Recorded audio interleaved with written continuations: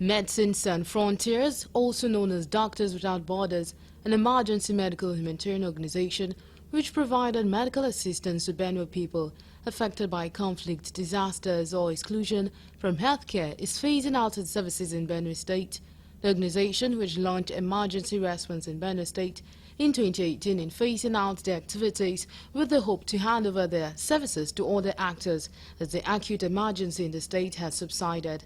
The country representative of MSF in Nigeria, Simba Tarima, in its presentation, expressed joy that the dissemination of emergency and desperation is no longer the case with Benue State, stating that they were leaving because they came for emergency, and now they feel Benue is no longer an emergency dispensation. Governor Hyacinthe Alia expressed appreciation for the contribution over the years in Benue State, noting that the efforts of MSF have saved lives, restored dignity, and brought hope to many, stating that as they transit out, they should know that their legacy will endure and the state is committed to building on the foundation they have laid. Still on Monday, following the expiration of the term of the local government chairman in Rivers State, some youth in the Dagema local government area of the state on Monday took over the council headquarters.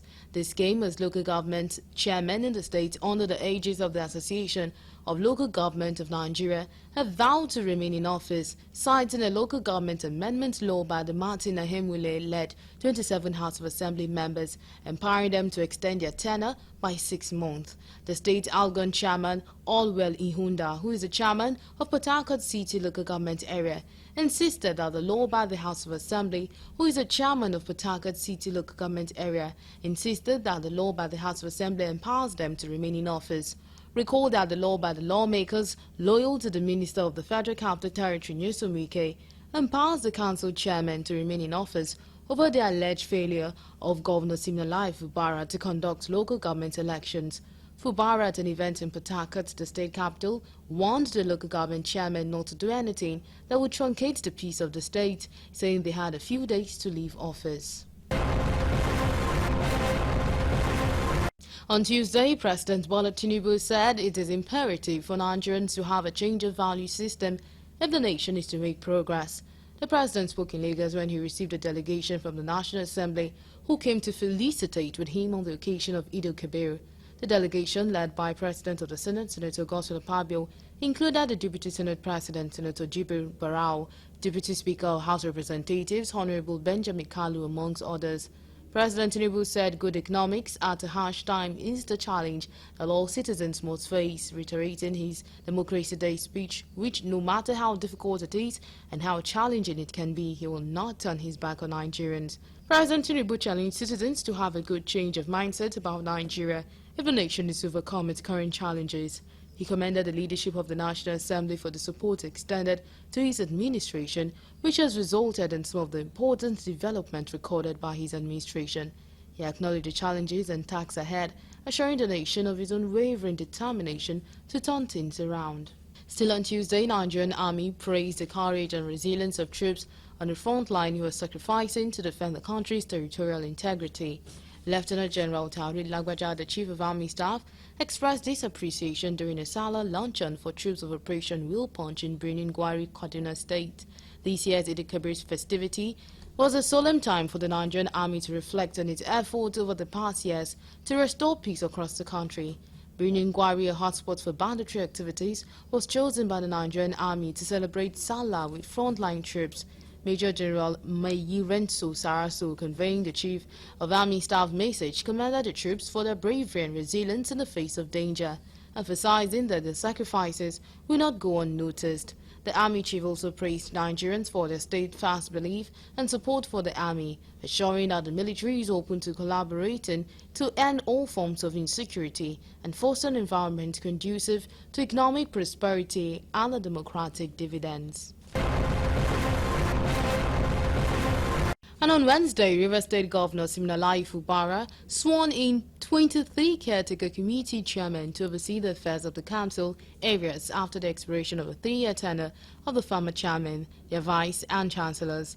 The governor inaugurated the new caretaker chairman hours after the House of Assembly, led by factional Speaker Victor Jumbo, screened and confirmed the nominees. Governor Fubara had forwarded the list to the State House of Assembly on Tuesday, with the nominees who were invited for screening as early as 8 a.m. on Wednesday, according to a statement issued by the Clerk of the House, G.M. Gillies West.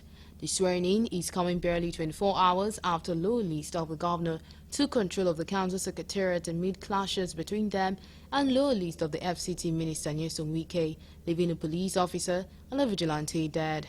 Addressing the newly sworn-in caretaker chairman after taking their oath of office at the Government House Auditorium in Port Harcourt, Governor Fubara urged them to see the appointment as a call to service. Still on Wednesday, the House of the Proscribed Indigenous People of Biafra, Nnamdi Kanu, decided to seek negotiation with the federal government. Kanu, through his counsel, a lawyer Jimako, helped his decision on Section 17 of the Federal High Court Act. Kanu has been in DSS custody since June 2021 when he was arrested in Kenya. Since his arrest, he has been facing terrorism-related trial leveled against him by the federal government. Speaking through his lead counsel, a lawyer Jimako, on Wednesday after he moved 2 applications brought before the court, the leader of the Proscribed Indigenous People of Biafra also presented 2 applications before the court. The first application is to move Form 49, an application objecting to the jurisdiction of the court. Ejimako said if the applications were denied, they will move for the implementation of Section 17 of the Federal High Court Act. Responding to this, counsel to the federal government, Adigboyega Awomolo, told court that he had earlier informed the defendant that he does not have the power to negotiate on behalf of the federal government, as the fiat given to him does not empower him to negotiate. He added that the defendant should approach the Attorney General of the Federation. Responding to this, counsel to the federal government told the court that he had earlier informed the defendant that he does not have the power to negotiate on behalf of the government. On Thursday, President Bola Tinubu in Johannesburg, South Africa, held a private meeting with President Cyril Ramaphosa. Before the closed meeting, which was held at Radisson Blu Hotel in Johannesburg, President Ramaphosa thanked President Tinubu for honoring the invitation to attend his inauguration for his second term in office.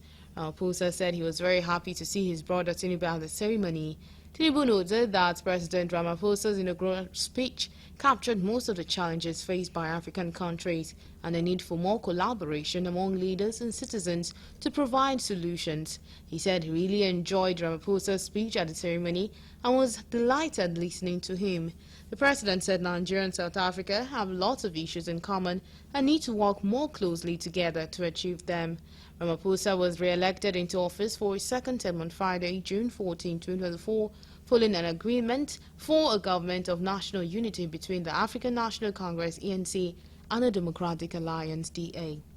And still on Thursday, a federal high court in Kanu set aside all steps taken by Kanu state government to repeal the Kanu Emirate Council law. Recall that the Kanu House of Assembly had repealed the law, after which Governor Abba Kabir Yusuf implemented it by dethroning Alhaji Aminu Ado Bayero as Emir of Kanu.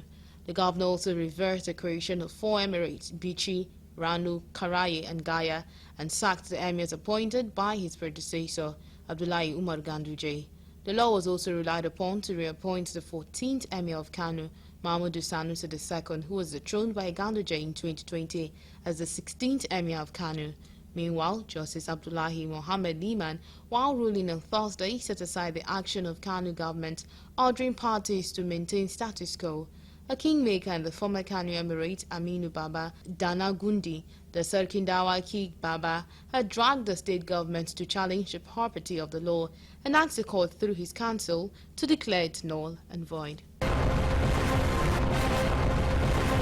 And on Friday, Rivers State Governor Siminalayi Fubara said that the state is peaceful and not under siege, as against the news making the rounds of crisis in the state.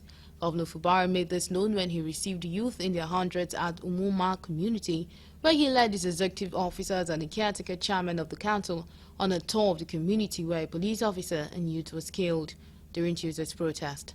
The Rivers State Governor, while fielding questions from newsmen, said they were peace-loving people who have no intention of fomenting trouble as against those he accused of threatening the peace in the state. And still on Friday, the Commissioner for Forestry in Ogun State, Oludotun Taiwo, has defended the state government's action of enforcing vacation notice and destruction of illegal structures within the Omo Forest Reserve. According to Olu Dotun, the action of the state government had become imperative in order to halt the destruction of economic trees as well as illegal occupation by suspected bandits. He equally said that the eviction of illegal occupants and destruction of unapproved structures was to prevent the suspected hoodlums from turning the foremost and biggest forest reserve in the country into another Sambisa forest. Olu Dotun stated this while addressing newsmen in the office in Abeokuta, the state capital. He emphasized that nefarious activities of residents of the 17 villages, particularly at Temi Gerald, have impacted negatively not only on the trees planted by the state government with several billions of naira, but also on the flora and fauna lives within the Queen's Forest and Omo Biosphere Reserve, covering 1,000 hectares of forest land.